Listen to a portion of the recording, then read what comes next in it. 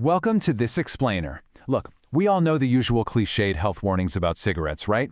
But today, we're skipping the generic advice. We're going to take a really fascinating microscopic look at the exact biological journey of smoking. We'll trace it from that very first inhalation all the way to years after the last puff and, spoiler alert, we'll see the body's absolutely mind-blowing ability to heal itself. So it's definitely not breaking news that smoking is bad for us. We've literally known that for decades. But exactly how does it do the damage? It's one thing to just say, hey, this is toxic, but it's a whole other thing to see the actual step-by-step mechanics at play. Like what exactly happens as those chemicals crash through our tissues? And honestly, what's even more amazing, what actually goes down when we finally quit? Okay, let's dive into this. Here's our roadmap for today. First, the journey of smoke, then the anatomy of addiction, followed by the cellular toll, the healing timeline, and we'll wrap up with the path to quitting. All right, part 1, the journey of smoke. Picture this. With every single inhalation, you're introducing a staggering 5,000 different chemical substances straight into your body. That is a massive hit. Right off the bat, this thick, black, resinous stuff, tar, starts coating the teeth and gums. It immediately goes to work damaging tooth enamel, setting the stage for decay. And as that smoke travels up through the nasal passages, it literally damages the nerve endings right there in your nose, which is exactly why smokers often lose their sense of smell. Now, as this chemical cloud travels deeper into the airways and lungs, it runs straight into our body's frontline defense, the cilia. Think of these as tiny little hair-like sweepers whose entire job is just keeping your airways clean. But cigarette smoke, it absolutely wrecks these vital little sweepers.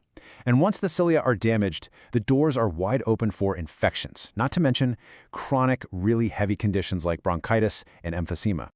Now, what's really interesting about this is when we zoom in even further, right down to the microscopic level, we hit the alveoli. These are the tiny air sacs where the magic happens, the vital exchange of oxygen and carbon dioxide between your lungs and your blood. But when smoke fills these delicate little sacs, a highly toxic gas called carbon monoxide easily slips right across that membrane and straight into your bloodstream. See, normally, hemoglobin binds with oxygen. It acts like a little transport train carrying oxygen everywhere you need it. But for a smoker, that toxic carbon monoxide acts like a total bully. It actively displaces the oxygen, essentially stealing its seat on the train. This chemical hijacking is exactly why smoking directly causes severe oxygen deprivation and why smokers often feel that constant, heavy shortness of breath. Moving on to part 2, anatomy of addiction. You know, the sheer speed of this whole process is kind of wild. Nicotine, which is a powerful stimulant, enters the bloodstream and, get this, in just 10 seconds it hits the brain. 10 seconds. It instantly triggers a massive flood of dopamine and other neurotransmitters, like endorphins. This lightning-fast chemical reaction creates those intense, highly pleasurable sensations, and it's exactly what makes the act of smoking so unbelievably addictive in literally no time at all. But wait, while your brain is basically throwing a party, a much darker vascular chain reaction is happening at the exact same time. The nicotine and other chemicals cause your blood vessels to immediately clamp down and constrict. They damage the super delicate lining of the vessels, which chokes off blood flow. Over time, those walls actually thicken up, and your blood platelets, they get uncharacteristically sticky. It's basically the perfect storm for forming blood clots, which are the direct triggers for massive heart attacks and strokes. Okay, part 3. The cellular toll. Let's look even deeper. Prepare yourself because this fact is pretty staggering. About 1 out of every 3 cancer deaths in the US caused by smoking. 1 in 3. And why is that? Because the chemicals inside cigarettes physically trigger dangerous mutations in your DNA, and that's how the cancers form. But it actually gets worse. Nasty ingredients like arsenic and nickel actively go in and break the body's natural DNA repair processes. So smoking doesn't just cause the mutations, it essentially ties your body's hands behind its back, so it can't fight the cancer off. And let's be super clear here. We aren't just talking about lung cancer. The physical damage spreads way, way beyond the respiratory system. We're talking cancer in multiple different tissues and organs. It degrades your eyesight, it weakens your bones, it deeply messes with reproductive health too, making it significantly harder for women to conceive and causing erectile dysfunction in men. The destruction is just completely systemic. All right, let's flip the script. Part 4, the healing timeline. This is the part I love, because the speed at which the body springs back into action is nothing short of incredible.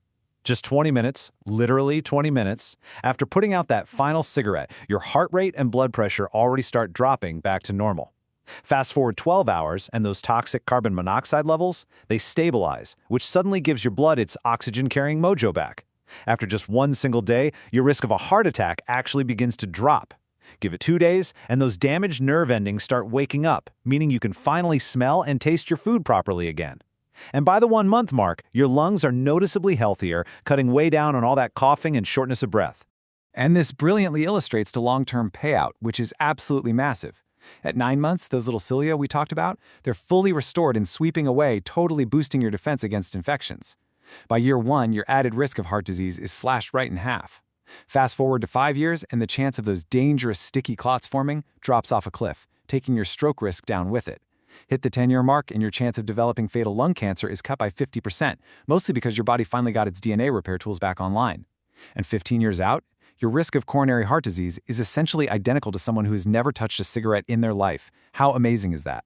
Which brings us to our final section, Part 5, the path to quitting. Look, there is no point in sugarcoating it. This is not an easy journey. Because of how completely hijacked those brain receptors get, nicotine withdrawal is intense. It can trigger very real anxiety, depression, you name it. It is a genuine, grueling struggle. But, and this is a huge but, the most important thing to remember is that these physical and emotional hurdles, they are entirely temporary. Your brain does rewire itself. Plus, the really good news is that quitting is actually getting easier today, thanks to a huge science-backed arsenal of tools. We're talking nicotine replacement therapies, things like gum, patches, lozenges, sprays. These are brilliant because they feed those specific nicotine receptors in your brain, holding off the awful withdrawal symptoms, but, and this is key, they do it without dumping those 5,000 toxic chemicals into your system. Combine that with counseling, cognitive behavioral therapy, or even just regular moderate exercise, and anyone trying to quit has a seriously powerful support system to help them stay cigarette-free. So the crucial point we really want to drive home today is simply this. Quitting puts you and your body on the path back to health. It really is like a giant reset button. It is never, ever too late to stop the descent and begin that incredible return journey. So, knowing what we know now, knowing how astonishingly fast your body can spring into action and repair itself, starting in just 20 short minutes, what step will you take today to start your own path back to health?